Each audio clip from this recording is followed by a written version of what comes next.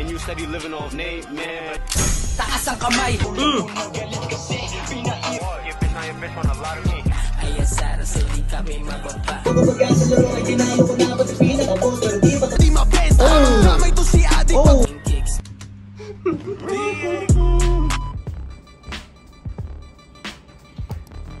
Yo mga tol, ito nga pala yung sinasabi ko sa inyo dun sa unang video na yun nga, napanood kong wina-water cannon yung ano, yung barko ng Pilipinas.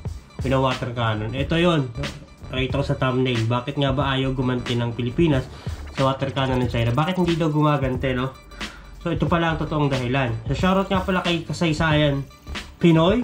Ayan, nakasubscribe tayo sa kanya. Kasaysayan Pinoy, shoutout sa iyo, sir. Gagawa lang ako ng reaction video dito sa video mo na to. At sana wag mo akong pagbawalan. Hindi na. So shoutout sa iyo. At maraming salamat agad sa video na to. So full screen natin. Subscribe kayo sa kanya, man. Kasaysayan Pinoy. Full screen natin. Pakinggan natin, man. Kung anong dahilan. Bakit? Nakaka-alarma na din.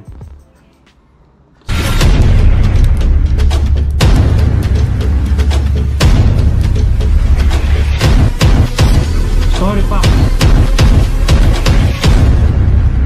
Kasaysayan Pinoy. Isang paalala, ang video na ito ay ayon lamang sa aking sariling pananaliksik. Hindi ko nais na pilitin ang sino man na maniwala sa videong inyong matutunghayan. Kung hindi kayo kumbinsido sa mga impormasyon at taliwas ang inyong paniniwala sa kaalamang aking ilalahad, maaari kayong gumawa ng sarili ninyong pagsisiyasat para sa inyong kakontentuhan. Ang videong ito ay gabay lamang sa mas malalim na kaalaman at pag-intindi at hindi gawa ng isang profesional. Naniniwala ako na malaya tayong magbigay ng opinyon at suhestyon bilang malayang mamamayan ng opinion lang to ni sir. So wala tayong kailangan patunayan sa kanya. Lang niya to. Kumbaga, saloobin niya lang to sa kanyang paniniwala. Yun yung kanyang trip. Ano yun? So, kung may trip kayo, tripan nyo. Trip to ni sir. Pilipinas, maraming salamat po. Nakatanggap ng panibagong panghaharas mula sa China ang mga barko ng Pilipinas sa bahagi ng West Philippine Sea. Ito'y matapos na bombahin ng water cannon ng dalawang cannon mula kaliwa kanan. Damn!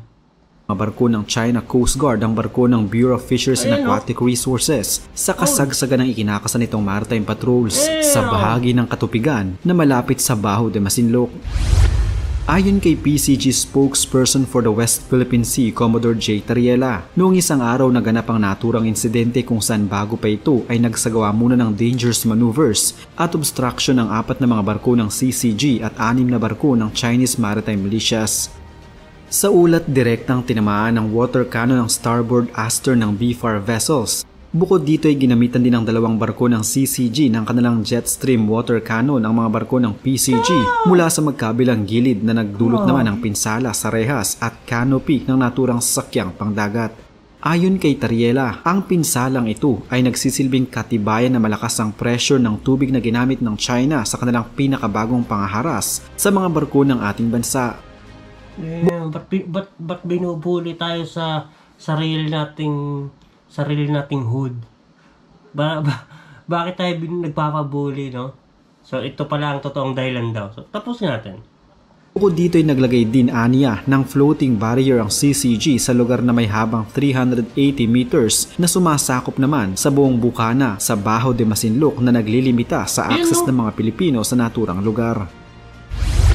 Samantala, sa kabila ng panggigipit at mapanuksong aksyon ng Chinese Coast Guard, kapwa nanindigan ng PCG at BFAR vessels at ipinagpatuloy ang kanilang maritime patrol kasabay ng pagtiyak na hindi sila mapipigilan at Shoutout sa mga kasundaluhan natin dyan, sa Philippine Coast Guard, shoutout sa inyo.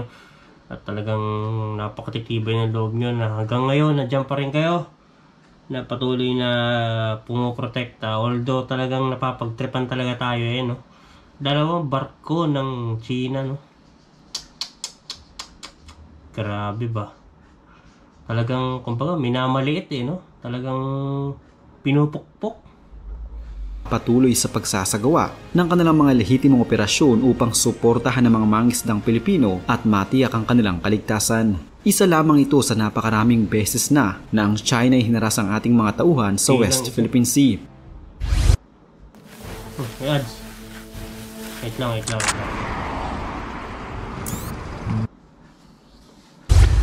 Ayon sa kanila, may karapatan umano sila sa bahaging iyon ng ating teritoryo at ginagawa lamang nila ang nararapat na alinsunod sa kanilang batas. Sa pinakahuling pangharas ng China sa mga barko ng Pilipinas malapit sa Baho de Masinloc, hindi pa rin umano ito maituturing na armed attack ayon kay Jay Tariela. Kapareho lamang ito umano ng dati na kung saan gumamit lamang ng water cannon ng China upang bombahin ang Pilipinas. Subalit mas malakas umano ang presyo. Pantaboy lang yon ng China. Bakit nga tayo tinataboy? Bakit nga? Hindi pa rin umano ito maituturing na armed attack ayon kay Jay Tariela. Kapareho lamang ito umano ng dati na kung saan gumamit lamang ng water cannon ng China upang bombahin ang Pilipinas. So ngayon, mas malakas na pressure yung kasi may mga nasira na dun sa barko natin. Mas malakas umano ang pressure at buga ng tubig na ginamit ng China sa pagkakataong ito. Dagdag pa ni Tariela. Ramdam ko, nakakaawa no? Ito ka, tapos pinagtutulungan ako ng dalawa. Nakakaawa na talaga tayo. O maaaring ikamatay ng isang tao kung sakaling tamaan ito ng tubig mula sa kanyo ng China. Lakas na no? Subalit sa kabila ng insidente ay hindi pa rin umano ito magiging dahilan para gumanti ang Pilipinas at mananatili umanong propesyonal ang ating bansa sa paraan na kanilang gagamitin laban sa China at hindi din umano magpapatinag ang ating mga barko at magpapatuloy sa kung anuman ang kanilang misyon at layunin sa West Philippine Sea. Sa totoo lang, wala naman talaga tayong masamang intensyon sa ginagawa natin at wala tayong ibig sabihin sa ating mga nagiging pagsasanay sa ibang bansa. At lalong hindi natin ito ginagawa bilang paghahanda sa gagawin nating paghihiganti sa China.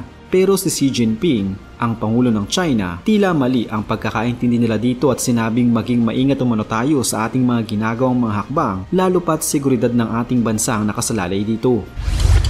Ayon pa sa China, hindi umano dapat pagkatiwalaan ng Amerika dahil meron itong lihim na layunin na hindi pa nila inilalantad sa ngayon. Ang Amerika ay kilalang isa sa mga pinakamahigpit na kalaban ng bansang China sa halos lahat ata ng aspeto bilang isang superpower na bansa, mula sa ekonomiya, lakas ng militar hanggang sa pakikipag-alyansa.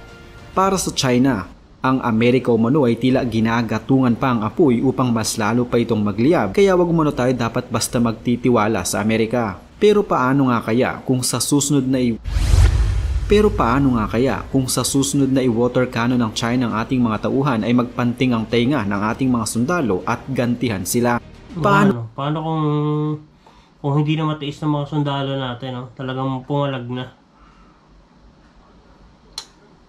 Kung mapuno na ang ating mga kasundaluhan at hindi na makapagpigil at bigla na lamang nilang Siyempre, kung paulit-ulit ba naman, kung ganun lagi yung ginagawa, no? Sino bang makakatiis ng ganun? Nasabog ang mga barko ng Coast Guard ng China. Kahit naman siguro sino ay may hangganan din at tulad nga ng sinabi ni The King Fernando Poe Jr. na puno na ang salop at dapat nang kalusin. Ano kaya ang sasapitin ng ating bansa kung sakaling gantihan natin sila? Bilang marami ng mga bansa ngayon ang nagpakita ng suporta sa atin dahil sa ginagawang pambubuli ng China sa West Philippine Sea, may kapasidad na nga ba tayong gumanti? Kung sakaling gantihan ng Pilipinas ang China sa pag-water cannon nito sa atin, narito mga posibleng mangyari. May ilang mga eksperto ang nagsabi na ito manong magiging hudyat ng mas matinding gulo sa South China Sea. Mas magiging malala pa ito sa kung paanong paraan tayo gaganti. Kung halimbawang sa ating pagganti ay may mga masawi sa panig ng China, hindi mag-aatubili ang bansang ito na gantihan tayo bilang palagi silang handa sa mga ganitong pagkakataon. At kapag lumala ito, tiyak na magdarating na isang pindutan lang tayo. Ang liit kasi ng bansa natin. Ang liit. So, isang pitik lang tayo kumaga. Pero hindi, papalag din tayo kahit pa paano. Diba? Hindi naman tayo ganun. Basta na magpapatalo. Alam mo yan. Baka Pinas yan. na din ang mga kaalyansa ng dalawang bansa. Bukod sa Pilipinas, ilan pa sa mga bansang kalaban ng China pagdating sa South China Sea ay ang Vietnam, Malaysia, Brunei, Taiwan at Laos. Ipinagpipilitan ng China ang kanilang mapa na 9-line kahit paayon sa International Tribunal ay hindi ito maaaring pagbasehan upang angkinin ng China ang kanilang nais na makuha na 90% ng South China Sea. Subalit patuloy pa rin sa pagmamatigas ang China at handa nilang gawin ang lahat maisakatuparan lamang ang kanilang naisin. Kung mangyari man na gumanti ang Pilipinas sa ginagawang pambubuli ng China sa atin, makikitang pagkakataon din ito ng mga bansang ito na lumaban at ipagtanggol ang kanilang bansa dahil tiyak na madadamay din sila. Magiging battleground ng South China Sea ng away sa pagitan ng China at mga bansang hindi nito kasundo. Tulad ng kasalukuyang nangyayaring gulo ngayon sa pagitan ng Israel at Palestine na kung saan damay na ang maraming mga bansa at grupo. Malaki umano ang posibilidad na ganito din ang mangyari sa South China Sea, tulad ng ibang mga nagiging dahilan ng isang kaguluhan sa pagitan ng mga bansa. Walang kahit na sinumang bansa ang makakatiis na patuloy silang ibuli. Tulad na lamang ng kaso ngayon ng China sa ginagawang pambubuli nila sa mga bansang nasa paligid ng South China Sea, kabilang na nga dito ang Pilipinas. Kahit naman ata ang pinakamabait na... Kaya nagtulong-tulong yung mga bansang nakapalibot, no? Yung mga nabubuli ng China, nagtulong-tulong, tapos pinagkaisa, no? Magtulong-tulong. Damn! Tapos nandiyan pa yung US. Taong nilalang ng Diyos sa mundo ay may hangganan din ng pasensya at nauubos. Oo naman.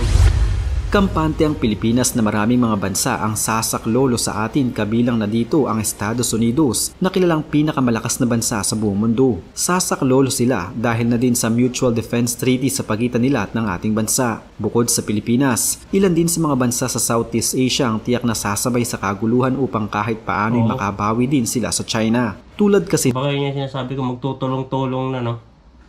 China, hindi ka tayo makatis. Banatan na natin to.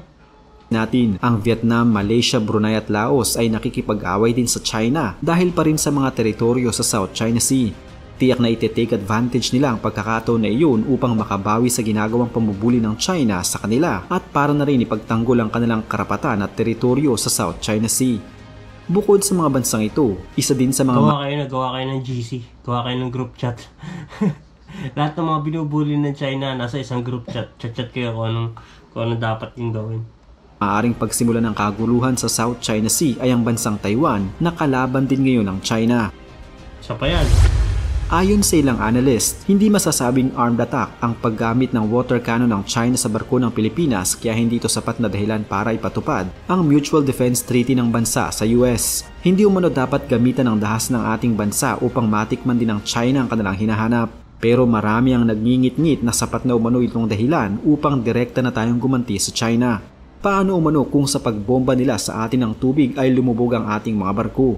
Paano kung may malubhang masaktan at ang mas malala pa? Paano kung may masawi dahil sa ginagawang ito ng China? Para sa ilan, hinihintay umano ng Pilipinas na may magbuwis ng buhay mula sa ating mga tauhan bago tayo gumanti. Ayon din sa ating hukbong sandatahang lakas, hindi umano sapat. Kaya na nga siguro kung bakit nga hindi tayo gumaganti. Wag naman sana na kailangan pang may mga walang buhay, no, na Pilipino.